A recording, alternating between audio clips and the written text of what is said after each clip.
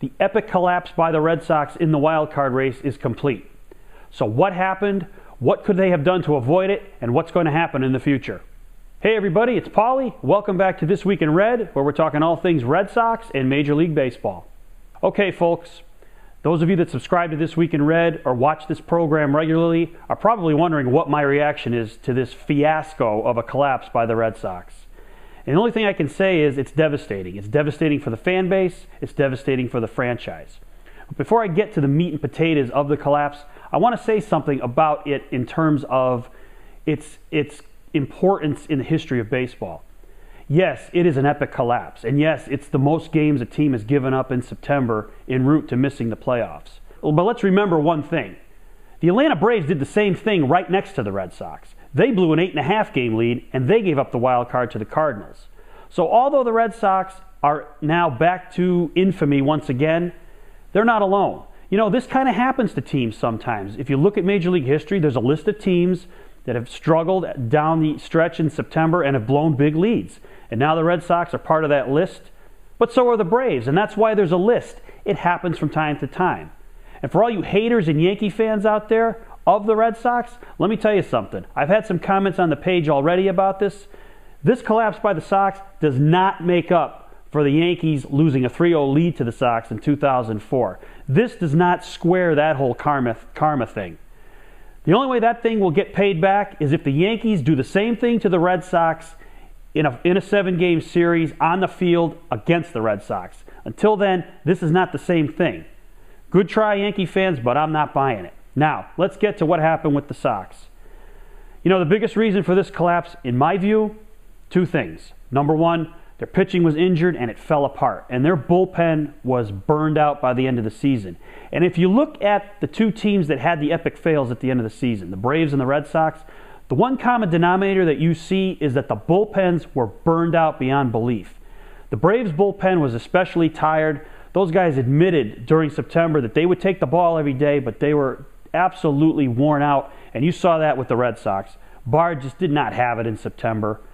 I know Papelbon blew the save last night. He was good for most of the season, but he really needed to get that last out last night, and you know what? That's a tough way to go if you're Papelbon. Who knows if he's coming back next year? That's a discussion for another time. But bullpen was a big factor for the Red Sox, and the lineup.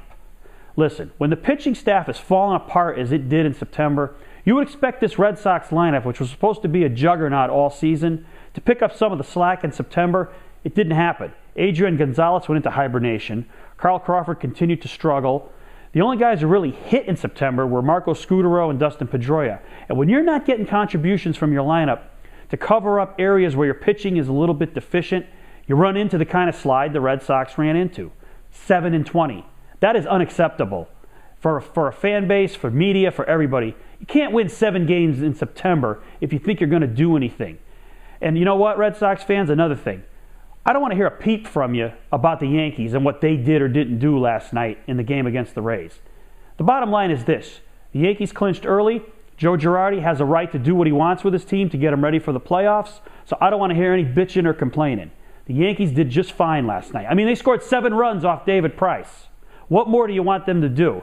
He has a right to run out any pitcher that he wants out there. His main concern is not the Red Sox. And you know darn well, if the Red Sox were in this position, I'd be saying the same thing about Terry Francona, that he should do what he wants and not worry about the Yankees and the integrity of baseball and all that. Listen, I'm all about integrity of baseball.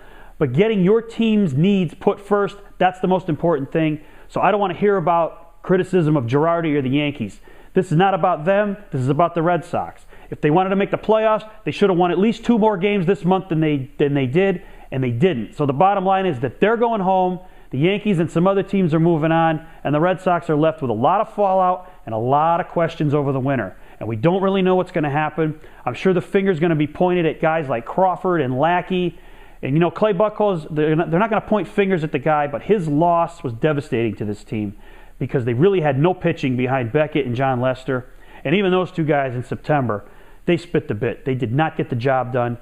And when you add it all up, this is what you get, a collapse of epic proportions. It's embarrassing as a Red Sox fan to watch it, but it is what it is, and we move on from here. So what do you guys think? Especially Red Sox fans, what do you think the biggest problem was in September for this team? Why did they give up the wild card in such dramatic fashion? Hit me up at This Week in Red and let me know.